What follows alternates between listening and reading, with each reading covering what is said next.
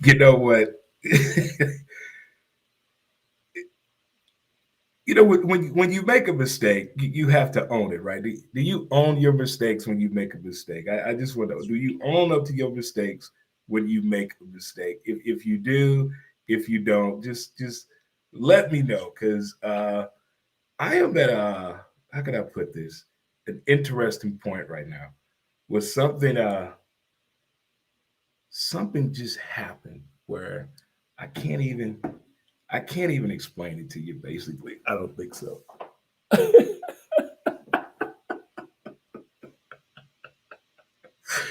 Oh my goodness. Oh my goodness. This could be one of the craziest events right here ever that I just experienced.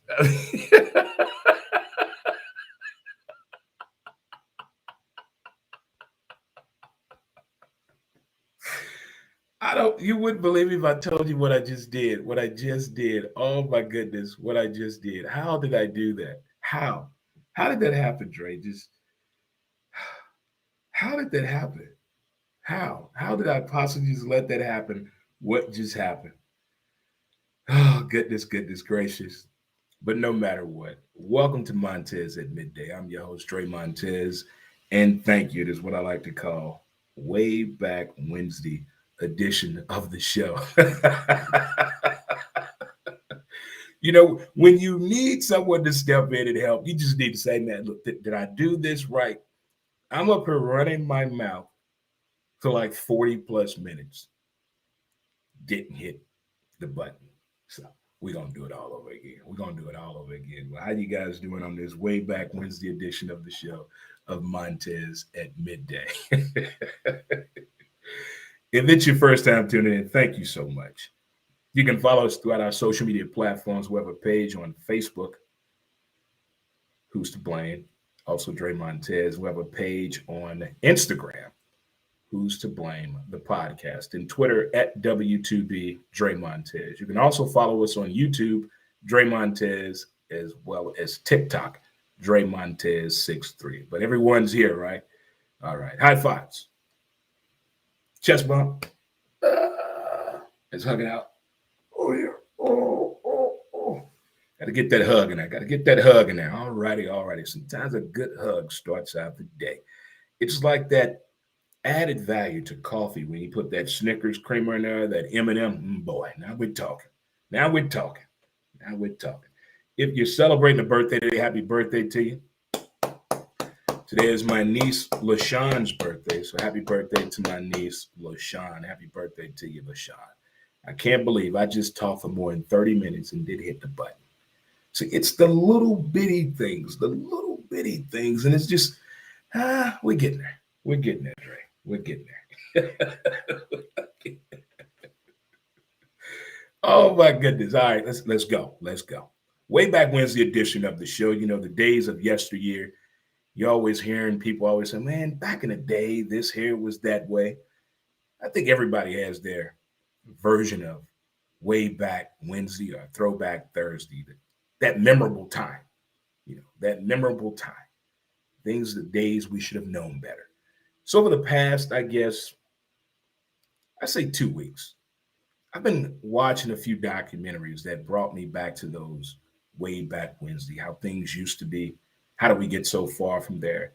How can we reconnect again in the right day, in the right way, not just in our home, but in our neighborhood and throughout our communities? Things of that nature, just a better understanding of each other. I mean, we are in the world of interaction communication right now. So let's take advantage of it in the right way. But if again, you're just tuning in, thank you so much. And the latest podcast episode of mine is up wherever you listen to your podcast at Spotify, iTunes, SoundCloud, and Anchor as well. But it's about when the yips happen to you. You've heard people say that term before, phrase, oh, look like he got the yips.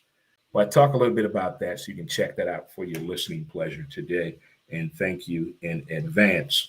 You can also get a complete listing of all the sponsors of the show by visiting www.dremontez.com. Get a complete listing of the show and the sponsors as well. Find a little bit more about me and get a complete listing of all of the amazing sponsors and advertisers of Montez at Midday, as well as Who's to Blame, the podcast.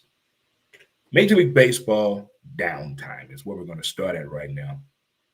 Winter strike situation for Major League Baseball. Does the money fit the game plan? Does the player and all this, the owners? Everybody has to be in agreement on this expansion, more games, the money, the television, all that has to go side by side, hand in hand. But other than that, there are things also going on in baseball with some investigations that we forgot about when players got in trouble. There's one in particular that really is on my mind. But before that, I had a chance to check out St. Louis, former St. Louis baseball player Rick Ankiel's documentary. And wow, I mean, living here, been a Cardinal fan in Cardinal Nation. You know what you know. There's some things you didn't know that much about it. You didn't know it. You didn't finish the piece on it. Or you wanted to know what else happened.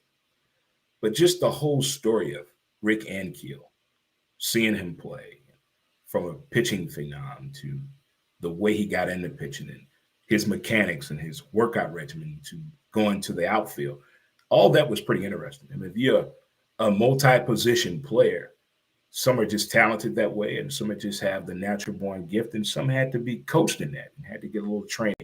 So if you haven't seen that, take a look at that today. That's pretty cool and awesome.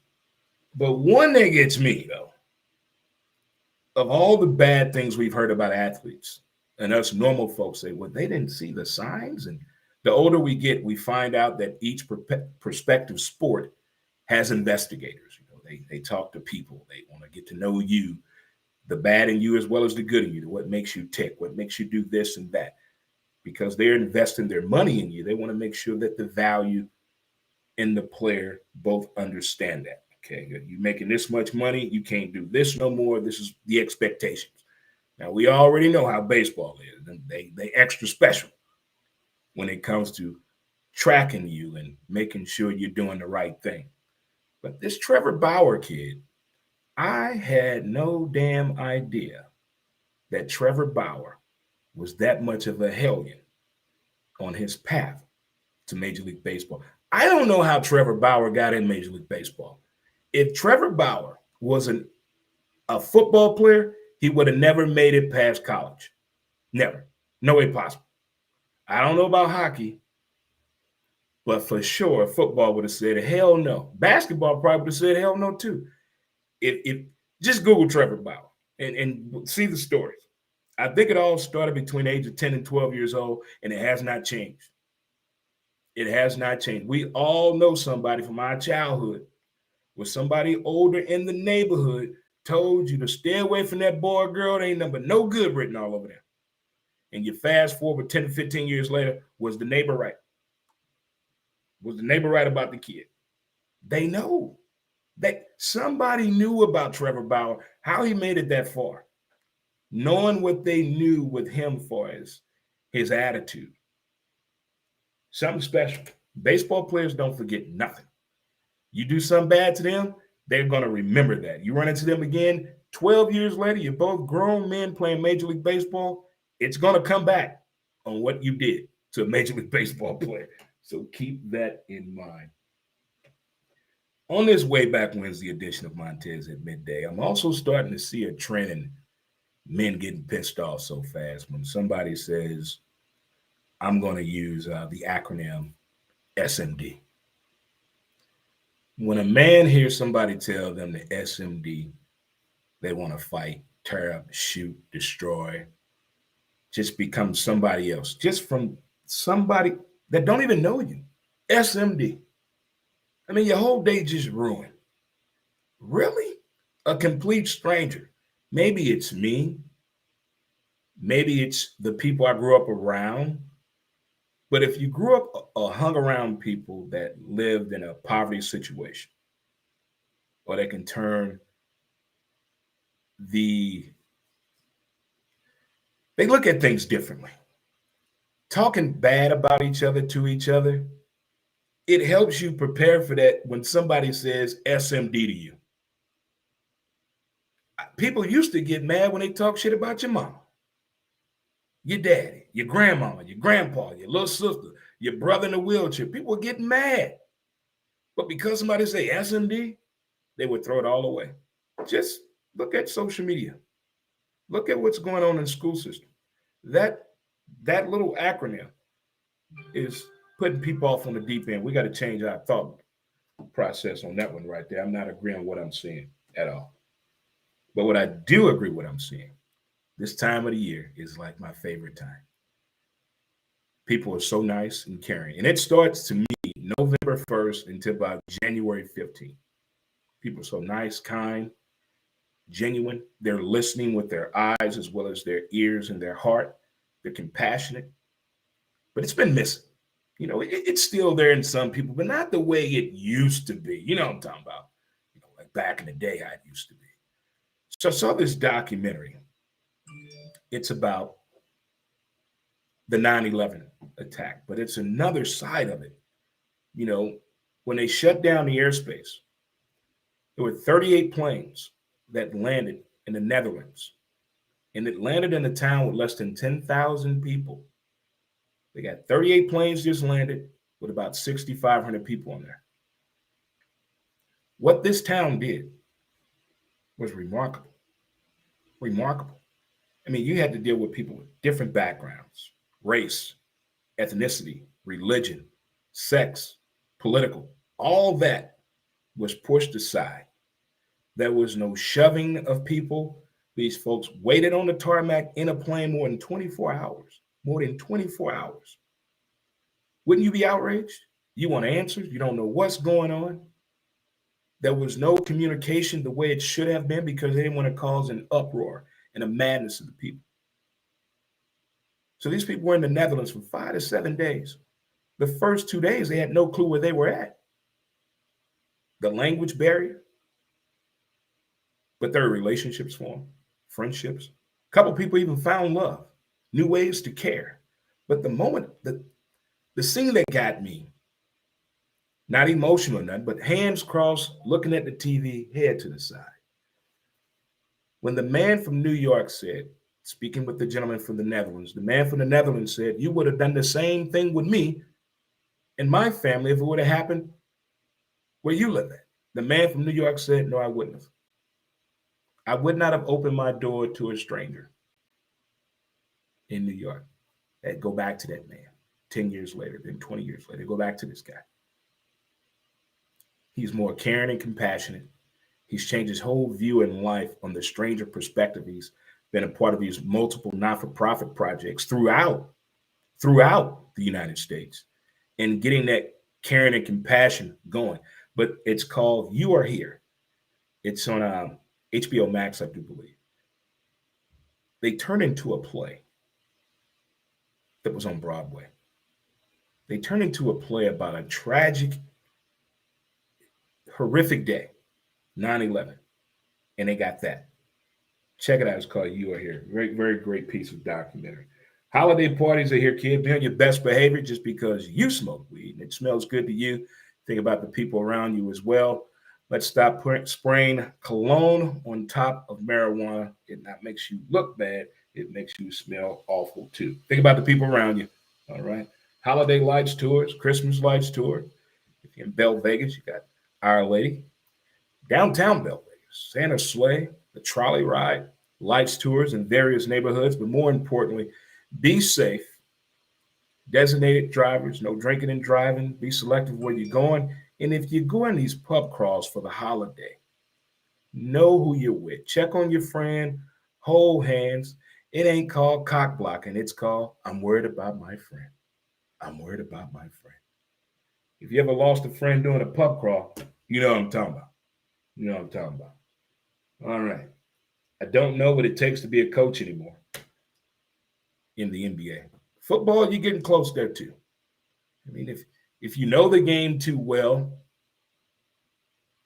the players may respect you. If you played the game before, but you've never coached before. If you're coming out of the booth or writing a beat column writer or you wrote about the game and you're getting a shot at coaching, but you've never played the game. Or if you're a player's coach, he's too friendly with the players.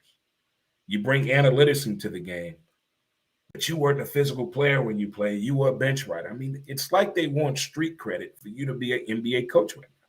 I mean, the players. There was a change needed in the NBA. We all can agree. Thank you, Clippers organization, that brought to the forefront. NBA front office, we still got a long way to go, but we're getting there in strides. But I think too much power was given to the players so early. They get to pick what games they want to play in, what uniform they want to wear, uh, the holiday lineup schedule. They get to pick that. They get to pick their own all-star team.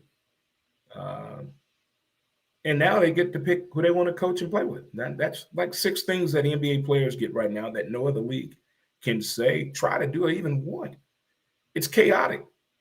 Look at what is happening in LA with the Clippers and the Nets. Look at what's happening. No leadership. No leadership at all. None. But when it doesn't work, who do you blame in the NBA when it's not working? The coaches. Will Frank Vogel be out as a Lakers coach? Time will tell. Time will tell.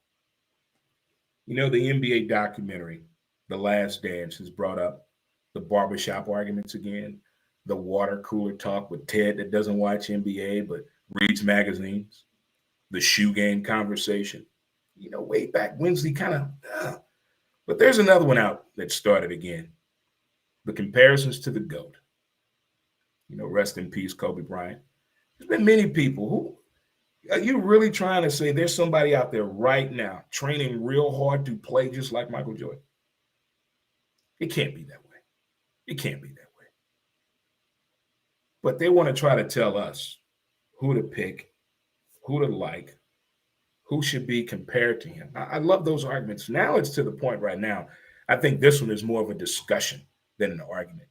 Impactful players on MJ level. Steph Curry. Is Steph Curry to you, for as impactful player? I'm not talking about the 6 championships. I'm not talking about that. I'm not talking about clutch shooter and all that. But impactfulness to the game, is Stephen Curry there where Michael Jordan was? I can't compare the two.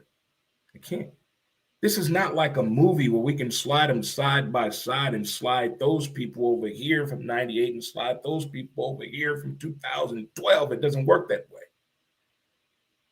We got to give it the old eye test. The people that were there when Michael Jordan was playing, the people that were there at Davidson when Stephen Curry jersey could barely fit him, and that was extra small, that have seen the progressions of these athletes, that have seen what has happened, what it meant to their pockets, what it meant to the stock market. I mean, it's different comparisons on what do you consider as being impactful. What is impactful?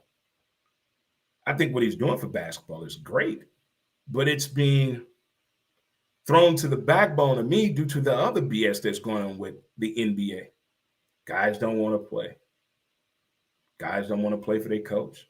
The buddy system. The outside noise of the NBA that's affecting everyone. See, all that is taken away from what's actually going on, the game itself. So they got to create an uproar to get our mind back on what, kids? The game of basketball. It's early in. I cannot do a playoff prediction this early. That's too much playing. That's too much playing. What, we less than 30 games in the season? Come on. No. You know how many people are going to get married and divorced in sports and entertainment in the next 30 days? A lot. So I'm not going to play the game this early on picking out who's going to be in the finals, who's going to win the NBA championship. Because, you know, every year, it's all the past 4 years, nobody saw that team winning it. Nobody saw that coming at all.